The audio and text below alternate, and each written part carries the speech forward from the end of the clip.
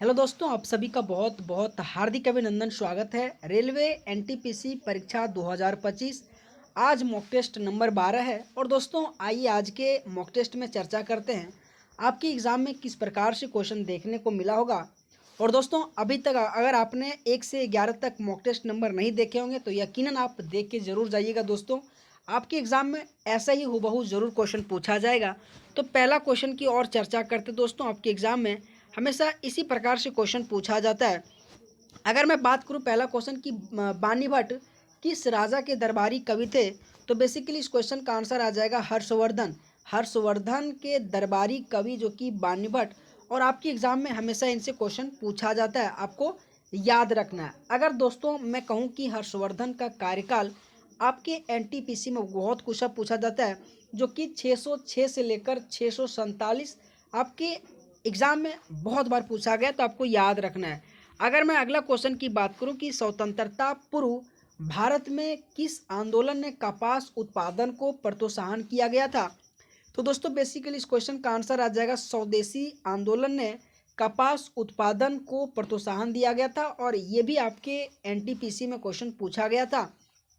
उसी तरह से दोस्तों आपके एग्जाम में हमेशा खिलाफत आंदोलन, असहयोग आंदोलन और भारत छोड़ो आंदोलन, इनसे संबंधित भी क्वेश्चन आपके एग्जाम में पूछा जाता है।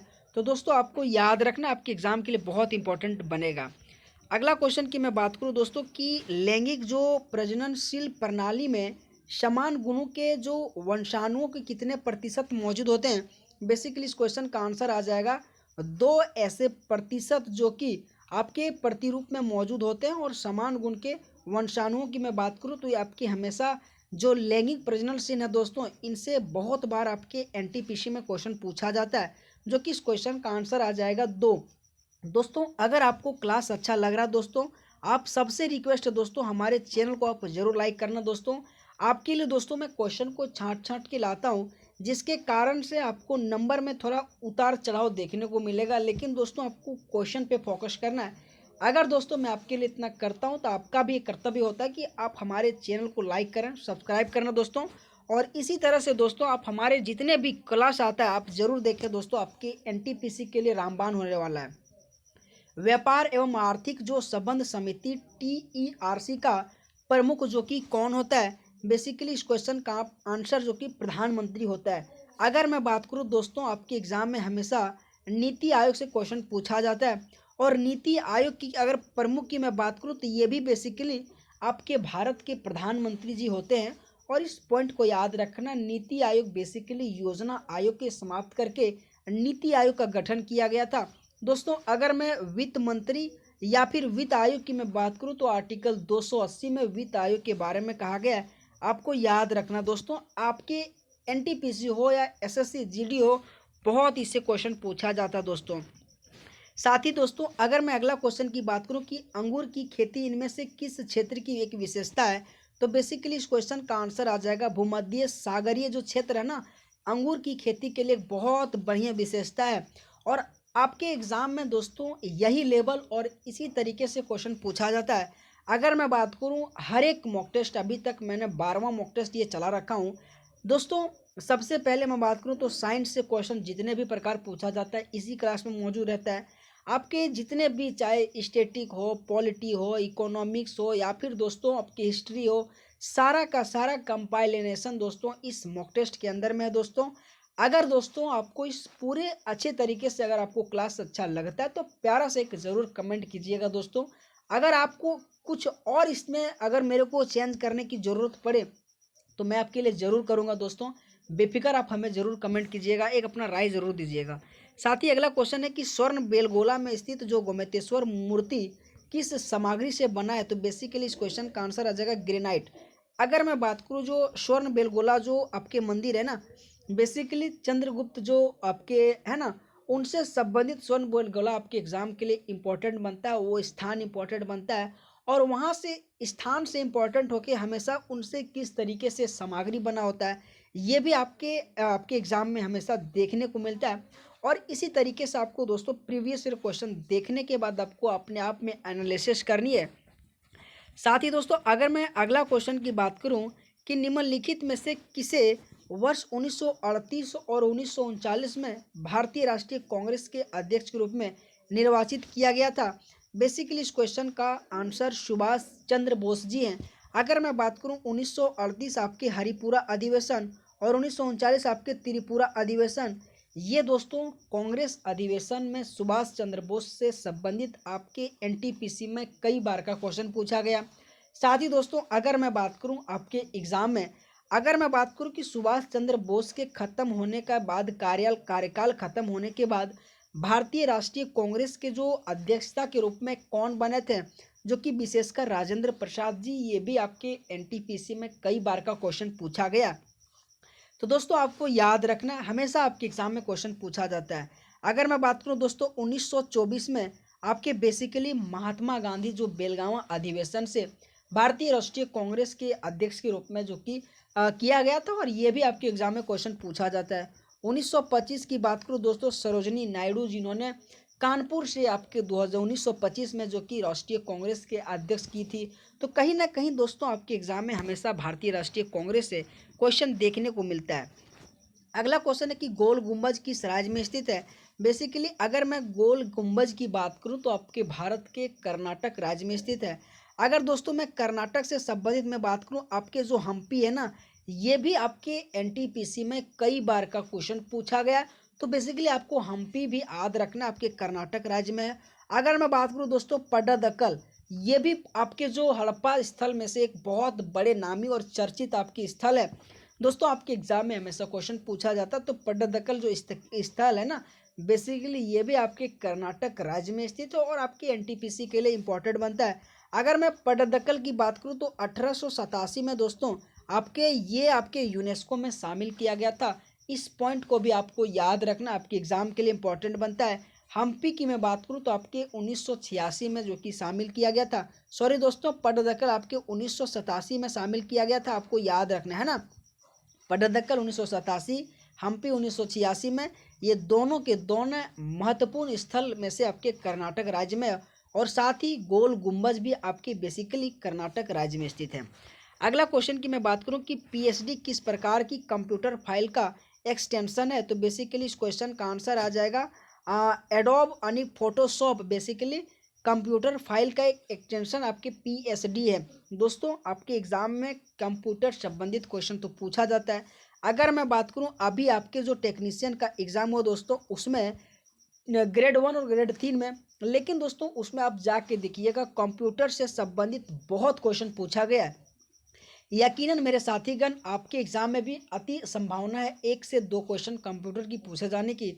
तो अगर आप मेरे क्लास को देखता चला जाओगे ना दोस्तों, तो आपको हर एक प्रीवियस ईयर क्वेश्चन के साथ में आपको कंप्यूटर का दोस्तों फुल फॉर्म, कंप्यूटर से संबंधित क्वेश्चन मैं आपको सारा का सारा कराता चला जाऊंगा। दोस्तों बेफिक्र होकर आप हमारे चैनल के साथ केवल आप जुड़े रहिए। दोस्तों अगर दोस्तों आपको ये कंटेंट, ये मेरे पढ़ाने का तौर तरीका अगर आपको अच्छा लगता होगा दोस्तों, तो आप सबसे रिक्वेस्ट है अपना एक राय ज़रूर कमेंट बॉक्स में दीजिएगा दोस्तों, ताकि दोस्तों मुझे भी एक मोटिवेशन मिलता है कि अगर मैं आपके लिए इतना मेहनत कर रहा हूँ तो मुझे हमारे दोस्तों लोगों को भी समझ में आता है, पढ़ने में मज़ा आता है ना।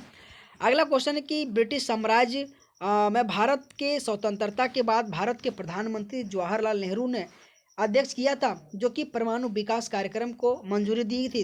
बेसिकली होमी जे भाभा जो कि जवाहरलाल नेहरू की अध्यक्षता में जो कि एक प्रकार से परमाणु विकास कार्यक्रम में मंजूरी दी गई थी, और जो कि आपके एग्जाम में हमेशा जो कि होमी जे भाभा से हमेशा क्वेश्चन पूछा जाता है, और कहीं ना कहीं एक बहुत इंपॉर्टेंट बनता है क्वेश्चन। अगर मैं बात करूं दोस्तों, होमी जे भाभा आपके बहुत बड़े आपके साइंटिस्ट के रूप में रहा था। एक भारत का जो कि एक बहुत बड़े सपने के रूप में जो कि होमी जे भाभा उभरे थे। उनका एक सपना था कि पानी से और आपके एक सूर्य प्लेट के माध्यम से बड़े बड़े गाड़ियाँ जो कि चलाया जाएगा। फिर जाके जो कि अमेरिका में जाके इसका टेक्नोलॉजी के बारे में आपका ये लेना चाहता था कि हमारे देश में आप बनवाइए। तो उन्होंने ये कहा कि नहीं, मैं आपके देश में नहीं, मैं भारत में बनाऊंगा, आप वहाँ से हमारे देश से अपने देश में लाके बेचिएगा मुझे, ताकि गौरवान्वित होगा। फिर जाके दोस्तों कहीं ना कहीं से किसी कारण न कारण से होमी जे भाभा का हत्या कर दिया गया था। लेकिन इससे हमेशा आपके अभी भी एग्जाम में होमी जे भाभा से क्वेश्चन देखने को मिलता है, पूछा जाता है। दोस्तों आपको याद रखना बहुत इंपॉर्टेंट है आपके एग्जाम के लिए। अगर मैं साथीगण अगला क्वेश्चन की बात करूं तो पुस्तक जो तहकीक जो लिली हंट जो पुस्तक है किसके द्वारा लिखा गया है? तो बेसिकली अल बरूनी के द्वारा, तहकीक लिली हिंद के द्वारा लिखा गया। दोस्तों आपके एग्जाम में अल बरूनी, इब्न बतूता, जो कि मेगास्थनीज, ये भी जितने आपके एग्जाम है बहुत इंपॉर्टेंट बनता है इन सारे क्वेश्चन। दोस्तों इब्न बतूता आपके एग्जाम में क्वेश्चन पूछा जाता है। इब्न बतूता किसके कार्यकाल में आया था? इब्न बतूता कहाँ से आया था? बेसिकली मोरक्को जो मूर देश से आपके इब्न बतूता आया था। कहीं ना कहीं इब्न बतूता से ये भी क्वेश्चन पूछा जाता है कि किसके शासन काल में आया था? तो मोहम्मद बिन तुगलक के शासन काल में शायद आया था। दोस्तों अगर इस पॉइंट को अगर मैं गलत बोल रहा हूँ तो आप ज़रूर कमेंट में कहिएगा, लेकिन बेसिकली मोहम्मद बिन तुगलक के समय में आपके इब्न बतूता आया था। अगर मैं दोस्तों आपको ये बेसिकली तहकीक लिल हिंद जो कि मैं बात करूँ तो अलबरूनी, उसी प्रकार से तहकीक जो कि सरहिंद की मैं बात करूँ आपके एग्ज़ाम में, अगर मैं बात करूँ दोस्तों अलबरूनी पुस्तक, उसी तरह से दोस्तों अगर मैं बात करूँ आपके एग्ज़ाम में फिर दोस्ती, इनसे संबंधित आपके एनटीपीसी में क्वेश्चन हमेशा देखने को मिलता है। अगला क्वेश्चन है कि शुरू की गई राजस्व प्रणाली की जो रैयतवाड़ी व्यवस्था है, रैयतवाड़ी जो बंदोबस्त व्यवस्था है, किस रूप से जाना जाता है? तो बेसिकली बॉम्बे जो डेक्कन है ना, इसी के नाम से रैयतवाड़ी बंदोबस्त के नाम से जाना जाता है। और दोस्तों आप सबसे रिक्वेस्ट है, जो भी क्वेश्चन नहीं आपको आता है आप इसे स्क्रीनशॉट मार के दोस्तों क्लास ख़त्म होने के बाद इसे 1 से 2 बार आप ज़रूर रिवीजन करें। दोस्तों अगर आप रिवीजन नहीं करते हैं तो बेसिकली आप पढ़ तो ले रहे हैं दोस्तों, लेकिन आपको याद नहीं रहेगा। इसीलिए आप दोस्तों अगर लंबे समय तक याद रखना चाहते हैं तो एक बार ज़रूर जो कि क्लास ख़त्म होने के बाद आप ज़रूर रिवीजन कर लेना दोस्तों, बहुत इंपॉर्टेंट बनेगा। अगला क्वेश्चन है कि भारत के सभी बड़े उद्योगपतियों ने देश में एक नियोजित अर्थव्यवस्था की स्थापना हेतु मिलकर एक संयुक्त प्रस्ताव पेश किया गया था। बेसिकली 1944 में जो कि बड़े बड़े उद्योगपति एक मिलकर एक अर्थव्यवस्था स्थापना हेतु एक संयुक्त प्रस्ताव तैयार किया गया था, और ये आपके एग्जाम में हमेशा क्वेश्चन पूछा जाता है। दोस्तों अगर मैं बात करूँ 1944 में ही आपके बॉम्बे प्लान योजना जो कि लाया गया था, और ये भी क्वेश्चन आपके एनटीपीसी के लिए बहुत इंपॉर्टेंट है। बॉम्बे प्लान योजना 1944 में आपको याद रखना दोस्तों, बहुत इंपॉर्टेंट है। अगला क्वेश्चन दोस्तों कि जो मानव अधिकार की सार्वभौमा घोषणा की मसौदा समिति के अध्यक्ष बेसिकली कौन थे? तो इस क्वेश्चन का आंसर आ जाएगा एलेनोर रूजवेल्ट, आपके मानव अधिकारों की सार्वभौमा घोषणा के मसौदा समिति के अध्यक्ष हैं। दोस्तों ये क्वेश्चन अगर आपको नहीं आता हो तो आप इसे स्क्रीनशॉट मार लीजिए, इसे एक बार बाद में ज़रूर रिवीजन कर लीजिएगा दोस्तों। हर एक क्वेश्चन आपके एनटीपीसी में क्वेश्चन पूछा गया। साथ ही दोस्तों अगर इस क्लास को एसएससी जीडी वाले भी देख रहे हैं तो आपके लिए बहुत बेहद फायदा होगा। लेकिन दोस्तों एनटीपीसी वाले मेरे दोस्त, आप सबसे एक रिक्वेस्ट कर रहा हूँ कि आप वीडियो सेक्शन में जाइए। आपके जो एसएससी जीडी 2024 में जिस तरीके से क्वेश्चन पूछा गया था, अगर मैं बात करूँ हिस्ट्री, पॉलिटी, स्टैटिक, ये 3 क्लास मैंने पूरे मैराथन ले लिया हूँ दोस्तों, और मैंने इसे अपलोड कर दिया हूँ। तो अगर आपको इन तीनों टॉपिक से अगर रिवीजन में अगर कमी है दोस्तों, अगर आप प्रीवियस ईयर क्वेश्चन देखना चाहते हैं दोस्तों, तो आप इसे ज़रूर जाके देखिएगा, आपके एग्ज़ाम के लिए इंपॉर्टेंट बनेगा दोस्तों। और दोस्तों यकीनन क्वेश्चन कहीं से नहीं लगता दोस्तों, हर एक क्वेश्चन में वही क्वेश्चन उठा पटक के आपके एग्ज़ाम में भी देखने को मिलता है। जिस तरह से आपके एसएससी जीडी में क्वेश्चन पूछा जाता है, उसी तरह से लगभग सेम पैटर्न में से थोड़ा आपके एनटीपीसी में भी क्वेश्चन पूछा जाता है। थोड़ा इधर उधर हो सकता है दोस्तों, बट सेम रहता है क्वेश्चन, है ना। अब मैं अगर अगला क्वेश्चन की बात करूँ दोस्तों, अगला क्वेश्चन कि मानव जाति जो होमो सैपियंस प्राचीनतम सदस्य का अवशेष में देखा गया था, बेसिकली आपके अफ्रीका से, ठीक है, अफ्रीका से दोस्तों देखा गया था। और आपको इस पॉइंट को याद रखना, होमो सैपियंस आपके बेसिकली अफ्रीका से देखा गया था, और इस पॉइंट को आप याद रखिएगा, आपके एग्जाम के लिए हमेशा क्वेश्चन देखने को मिलता है। अगला क्वेश्चन दोस्तों कि भारत के पहले जो स्वदेशी भारत के जो पहले स्वदेशी निर्मित जो कि विमान पोतक कौन सा है? तो बेसिकली इस क्वेश्चन का आंसर आ जाएगा आईएनएस विक्रांत आ जाएगा। और आपके एनटीपीसी के लिए हमेशा क्वेश्चन इस तरह से देखने को मिलता है, और आपको याद रखना है दोस्तों। अगर मैं बात करूं दोस्तों, अगला क्वेश्चन है कि किस शहर के हवाई अड्डे पर लाल बहादुर शास्त्री की प्रतिमा को लगाया गया? बेसिकली वाराणसी पे लगाया गया। और आपके हमेशा हवाई अड्डे से संबंधित क्वेश्चन पूछा जाता है। अगर मैं बात करूं देवी अहिल्याबाई होलकर हवाई अड्डा कहाँ है? तो बेसिकली आपके मध्य प्रदेश में स्थित है दोस्तों, आपको याद रखना दोस्तों, है ना। देवी अहिल्याबाई होलकर आपके हवाई अड्डा आपके मध्य प्रदेश में। अगर मैं बात करूँ डॉक्टर भीम राव अंबेडकर की, अगर मैं हवाई अड्डा की बात करूँ तो बेसिकली आपके महाराष्ट्र में स्थित है। इस तरीके से आपके एनटीपीसी में क्वेश्चन देखने को मिलता है, आपको याद रखना है। अगला क्वेश्चन दोस्तों, NRDWP का अगर फुल फॉर्म की मैं बात करूँ तो आपकी, मैंने कहा ना दोस्तों, फुल फॉर्म से हमेशा क्वेश्चन पूछा जाता है। नेशनल रूरल यानी ड्रिंकिंग वाटर प्रोग्राम आ जाएगा दोस्तों। इस क्वेश्चन को आप स्क्रीनशॉट जरूर मार के रखना दोस्तों। क्यों ना दोस्तों मैं कहूँ आपको, क्योंकि आपके एनटीपीसी फुल फॉर्म से बहुत प्रसिद्ध है और हमेशा क्वेश्चन इससे देखने को मिलता है। अगर मैं अगला क्वेश्चन की बात करूँ दोस्तों, आपके एग्जाम में किस तरह से क्वेश्चन पूछा जाता है कि निम्नलिखित में से कौन सा निर्धारित करता है कि रासायनिक अभिक्रिया नहीं है, तो बेसिकली आकार में परिवर्तन आपके एक प्रकार से रासायनिक अभिक्रिया नहीं है। अगर दोस्तों मैं बात करूँ आपके एग्जाम में रासायनिक अभिक्रिया और भौतिक अभिक्रिया, ये दोनों अभिक्रिया से आपके एग्जाम में बहुत क्वेश्चन देखने को मिलता है।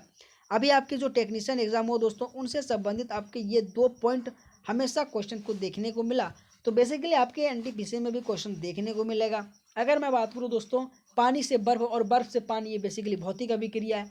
आने की ऐसे कोई वस्तु अगर किसी भी अवस्था में बदल जाए लेकिन पुनः वो अपनी अवस्था में लौट के आ जाए, भौतिक अभिक्रिया। और ऐसी कोई वस्तु जो कि दूसरे अगर अवस्था में लौटा मतलब किया जाए फिर अपना वो अवस्था में लौट के ना आए, बेसिकली वो रासायनिक अभिक्रिया कहा जाता है। आपको इस तरह से याद रखना है। अगला क्वेश्चन है कि परमाणु ऊर्जा अधिनियम नाभिकीय शक्ति उत्पादन में निजी नियंत्रण को प्रतिबंध करता है। बेसिकली 1962 में ये आपकी अधिनियम आया था और उसमें ये कहा गया था कि जो नाभिकीय शक्ति उत्पादन के निजी नियंत्रण ना, उनके प्रतिबंध करता है और आपके एग्जाम के लिए बहुत इंपॉर्टेंट है। अगला क्वेश्चन दोस्तों की प्रसिद्ध कविता खूब लड़ी मर्दानी की जो रचना किसके द्वारा किया लिखा गया था, तो दोस्तों सुभद्रा कुमारी चौहान के द्वारा पुस्तक लिखा गया था। खूब लड़ी मर्दानी पुस्तिका आपके एग्जाम के लिए बहुत इंपॉर्टेंट है, आपको याद रखना है। अगर दोस्तों मैं सरोजिनी नायडू से बात करूँ तो सरोजिनी नायडू आपकी बेसिकली 1925 में आपके कानपुर के जो कि भारतीय राष्ट्रीय कांग्रेस के अध्यक्ष के रूप में जो की थी, और इनसे संबंधित आपके हमेशा एग्जाम में क्वेश्चन पूछा जाता है। अगर मैं अगला क्वेश्चन की बात करूं कि टुंड्रा जो वनस्पति है ना, कहाँ पाया जाती है, बेसिकली तो आपके ये हिमाचल प्रदेश में टुंड्रा वनस्पति पाई जाती है। और कहीं ना कहीं आपके एग्जाम में हमेशा इस तरह से क्वेश्चन देखने को मिलता है, पूछा जाता है, तो दोस्तों आपको याद रखना है। अगर मैं अगला क्वेश्चन की बात करूं कि भारत में नाभिकीय ऊर्जा का उपयोग किसके विद्युत उत्पादन में किया जाता है, तो बेसिकली अक्टूबर 1969 में आपके विद्युत उत्पादन के लिए शुरू किया जाता है नाभिकीय ऊर्जा का।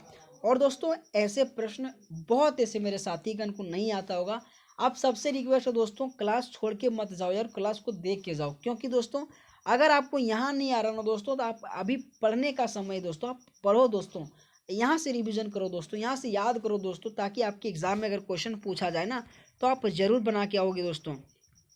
दोस्तों इस क्वेश्चन को तो मैंने बता दिया है ना। अगर मैं अगला क्वेश्चन की बात करूँ दोस्तों, आपके एग्जाम में किस तरीके से क्वेश्चन देखने को मिला था दोस्तों, तो दोस्तों आप सभी को बहुत बहुत हार्दिक अभिनंदन दोस्तों और बहुत बहुत धन्यवाद दोस्तों। अगर दोस्तों आप सभी को क्लास अच्छा लगा हो दोस्तों, तो आप सबसे रिक्वेस्ट है लाइक करना दोस्तों, सब्सक्राइब करना दोस्तों। आज का क्लास थोड़ा शॉर्ट में रखा हूँ दोस्तों, क्योंकि हमारे यहाँ तो फेस्टिवल है दोस्तों, है ना। तो दोस्तों कोई नहीं, है ना, खूब मेहनत करो, पढ़ो लिखो और अपने आप में एक सीट सिक्योर करो दोस्तों। तो बहुत बहुत धन्यवाद दोस्तों आप सभी का तहे दिल से। थैंक यू सो मच दोस्तों।